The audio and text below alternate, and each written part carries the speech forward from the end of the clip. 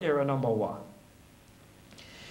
Area number two is in the field of community activity. And here, a very important arm of voluntary organization is the sports clubs. This is unrecognized, especially football. Football clubs are a vital field of voluntary activity in this country. It is almost the only sustained form of voluntary activity which is in close relationship with young males.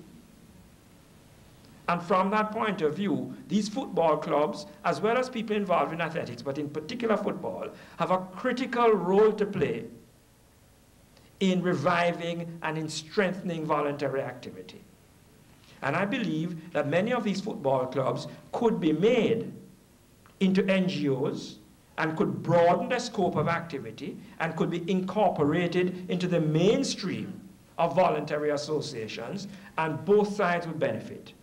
Both the clubs themselves would broaden the scope of their activity, and the existing voluntary organizations would get in touch with a young male constituency, which we are too far from.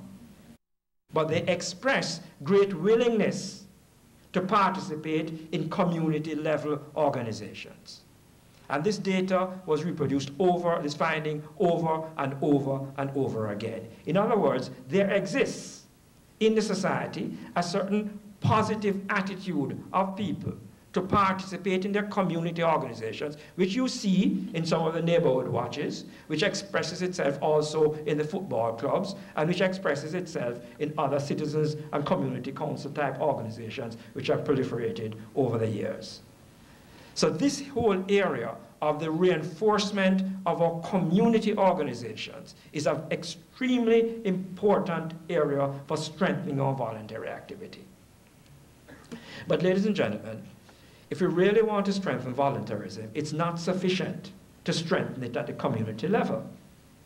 The reason being that Jamaica is a spatially polarized society. In fact, this very same study asked people the question, do they feel Jamaican society has spatially grown further apart in the last 10 years? What is your view? And the overwhelming majority of every person from every social background, the majority of the people said yes. What we should do is what some of us are already doing. That is to say, we should inject voluntarism into the school system.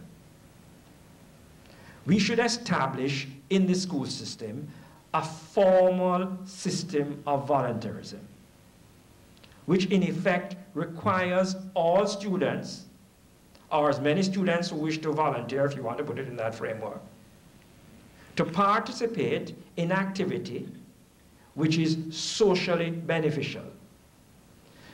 At the University of Technology, I believe, there already exists such a program where students actually get credit for participating in some voluntary activity. At the University of the West Indies Mona campus, there also is a program where students participate in voluntary activity, and I think about 1,000 students are involved. I think that the time has come for us to seriously examine our education system from this point of view. There's a project funded by Grace called Change from Within, which was established by Sir Philip Sherlock and others, Mrs. Saunders and others here. And this program was a pilot program which looked at a small number of schools.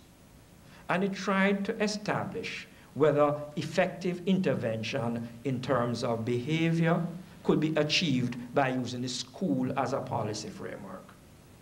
And I think this pilot project, the write-up of it is there for everybody to read, proved extremely successful. That yes, it is possible to influence the behavior of our children and our adults by careful and systematic and sensitive interventions in the school system. I think likewise, the PALS program organized by the Gleaner also is demonstrating that the school is a vital instrument to intervene in the lives of our citizens. Bryan is a distinguished historian with special interest in Latin America.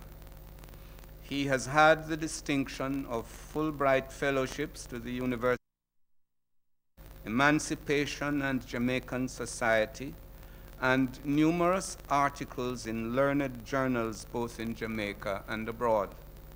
The list is too long to be detailed in this brief introduction. Suffice it to say that through his books, articles, and addresses to numerous international conferences, Professor Bryan's influence as an intellectual of international repute makes him a son of whom Jamaica is very proud indeed.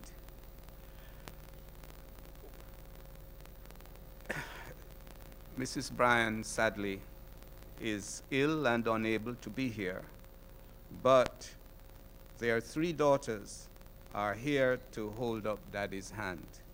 Ladies and gentlemen, the Grace Kennedy Foundation is proud to receive and present Professor Patrick Earl Bryan, Master of Arts, Doctor of Philosophy. His subject, Inside Out and Outside In, Factors in the Creation of Contemporary Jamaica. Professor Bryan. If I were asked to name 3 factors that have most shaped Jamaica's history, I would suggest, firstly, the long history of association with the Atlantic world, and especially the 300 years of British rule between 1655 and 1962. That association has shaped the Jamaican economy and has vastly contributed to the country's political, constitutional, economic, technological, legal, and cultural experience.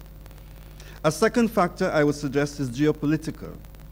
Jamaica, an island completely surrounded by the Caribbean Sea, constituted a vital part of what the Dominican historian Juan Bosch has called the Caribbean imperial frontier. The island was the nerve center of British attack and eventually defense in the Caribbean, where British fortifications arched southwards from Jamaica following the broken line of the Caribbean archipelago. The island's proximity to the North and South American mainland has placed it in a strategic position vis-à-vis the 2 American continents. Buccaneering attacks from Port Royal against the Spanish mainland secured the British Caribbean, and under the principle of no peace beyond the line, European powers fought in the Caribbean Sea to break and make treaties to consolidate hegemonic power in Europe. The Spanish Caribbean, including Jamaica at the time, was the nucleus from which the British penetrated the Spanish mainland empire. For over 300 years, Jamaica has also fallen within the commercial and military geopolitical space of North America. The island served as a base for the re-export of African slaves to the Spanish mainland in exchange for Spanish bullion. With the gradual withdrawal of Britain in the 20th century, Jamaica joined the rest of the Caribbean as the 5th frontier of the United States. Jamaica also formed a major part of the nucleus of cheap labor for United States capital in Central America and the Spanish Caribbean. Through this 5th frontier now pass narcotics and toxic waste. Jamaica lies at the center between North and South America in narcotics trafficking. Just as in the 1920s, the island was a major center for the smuggling of opium between North and South America. A third major influence on our history was the importation of some 700,000 African slaves out of the 11.7 million estimated to have arrived in the Americas over the long period of the slave trade. Africans provided the labor force for almost every aspect of economic life, introduced cultures that conflicted and synchronized with that of the European minorities. For most of the colonial period, ironically, the culture of the majority of the population was regarded as the minority culture. And this is so because when a people are conquered, their gods have also been defeated, or at best have become part of the pantheon of gods of the conquering group. European conquest never left room for other gods in this ideological drive for cultural exclusiveness. But the old gods survived in modified form through a process of cultural synthesis. The migration of Europeans and Africans to the land of the dead Tainos